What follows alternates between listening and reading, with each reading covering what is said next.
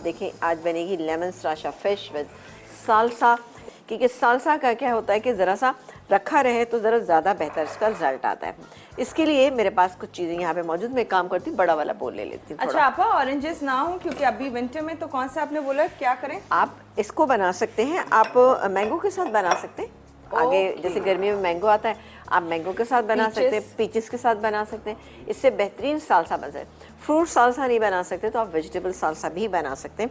और सालसा अभी मुझे दीजिएगा, हम आपको बहुत दफ़ा बता चुके हैं सालसा का हमेशा रहता है कि अगर आप बना रहे हैं सर्व करें तो आप कम से कम इसको 2 से 3 घंटे आपने इसको रखना है, इससे रिज़ल्ट बहुत अच्छा आता है। ये मेरे पास एप्पल्स हैं, एक एप्पल को हमने छोटा छोटा काट लिया है। ये यहाँ पे छोटी छोटी तमाम चीज़ें कटी हुई होना चाहिए। अगर आपके पास मैंगो है या पीचेस हैं वो भी आपने इसी तरह से काटने। इसके बाद हम इसमें डालेंगे ये ऑरेंजेस जो थोड़े से मेरे पास यहाँ पे मौजूद हैं, ये गए।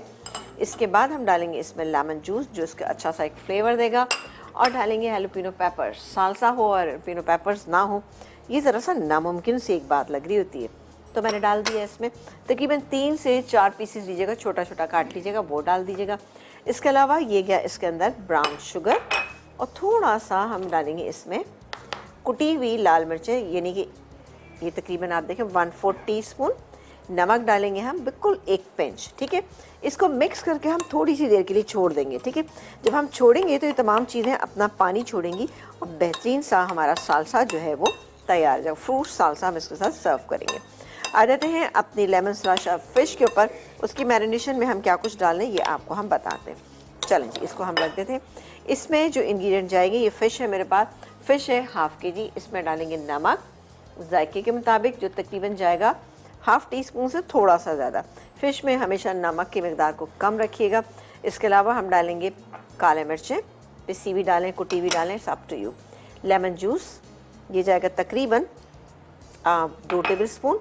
क्रश किया हुआ लहसुन तकरीबन 2 से 3 जवे आप ले सकते हैं, ये चला गया इसमें।